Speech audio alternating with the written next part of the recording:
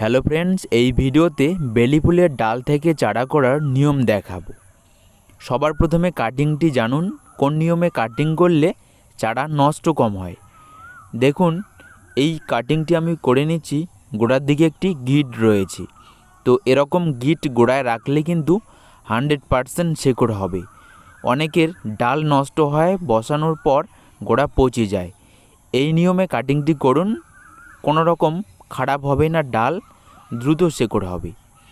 এরপর এরকম ছোট কাটিং বসানোর জন্য প্লাস্টিকের গ্লাসেই যথেষ্ট। বেলি ফুলের ডাল থেকে চারা করার জন্য কোকোপিট এবং বালি, এই দুটো জিনিস ব্যবহার করতে পারেন। এই দুটোতে বসালে খুব তাড়াতাড়ি শেকড় হয়। দেখুন, আমি এখানে নর্মাল বালি নিচ্ছি।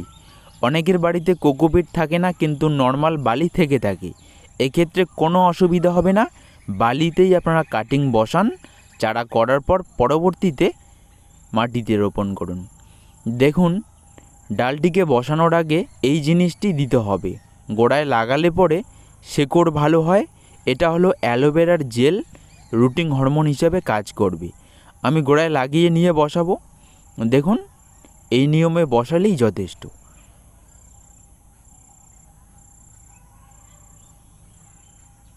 ডাল বসানোর পর এই বালি ভিজিয়ে জল দিতে হবে। বন্ধুরা, গরমের সময় এই চারাগুলো করতে একটু অসুবিধা হয়, কারণ গরমে খুব কম সময়ে বালি শুকিয়ে যায়। এর জন্য করবেন কি, প্রত্যেক দিনই হালকা করে জল দিয়ে বালিটিকে ভিজিয়ে দেবেন, অতিরিক্ত নয়। প্রথমবার পুরো বালিটিকে জল দিয়ে ভালো করে ভিজিয়ে নিন, তারপর পরবর্তীতে সামান্য জল দিন, বালিকে ময়েশ্চার রাখুন। ডালগুলো এই নিয়মেই গ্রো হবে। কাটিংটি বসানোর 30 দিন পর। তো বর্ষায় কিন্তু সময় কম লাগে, কিন্তু এই গ্রীষ্ম ঋতুতে ডাল থেকে চারা করার ক্ষেত্রে 25 থেকে 30 দিন সময় লেগে যায়। বর্ষা সিজনে বসাবেন 15 থেকে 20 দিনে হবে। তো দেখুন, এখন চারা করলে একটু সময় লাগবে, কিন্তু এই নিয়মে হবে। চারাটি হয়ে গেছে, আশা করি তুলে নেব এখান থেকে। তো 1 মাস পর অবশ্যই দেখবেন যে শেকড় হয়েছে কি না। শেকড় হলে পরে এখান থেকে তুলে একটি নর্মাল মাটিতে রোপণ করে নিন। আমি তুলব এখান থেকে চারাটিকে। দেখুন, সুন্দর শেকড় হয়েছে। প্রথমেই বলেছিলাম যে গোড়ায় গিট রাখলে শেকড় ভালো হয়। দেখুন এর রেজাল্ট। তো এটা একটি খুবই গুরুত্বপূর্ণ টিপস। অনেকেই প্রথমবার কাটিং বসান, কাটিং ঠিকঠাক করা হয় না, যার কারণে গোড়া পচে গিয়ে নষ্ট হয়ে যায়। কাটিংটি যদি এই নিয়মে না করে উপরে কাটা হতো, তাহলে কিন্তু উপরে ছালটুকু পচে যাওয়ার সম্ভাবনা থাকতো। কিন্তু গিটগুলো রেখে ডালগুলো বসালে কোনো রকম পচবে না, এখান থেকে একদম শিওর চারা হবে।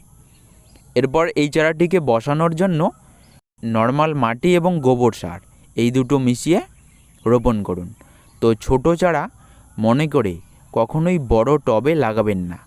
এরকম 2 থেকে 2.5 ইঞ্চি পট থাকলে এখানেই লাগিয়ে নিন, অথবা প্লাস্টিকের যে ব্যাগগুলো পাওয়া যায় সেগুলোতেও লাগাতে পারেন, কোনো অসুবিধা হবে না। কিন্তু বড় টবে কখনোই লাগাবেন না, এতে এই চারাগুলো মারা যায় অনেক সময়।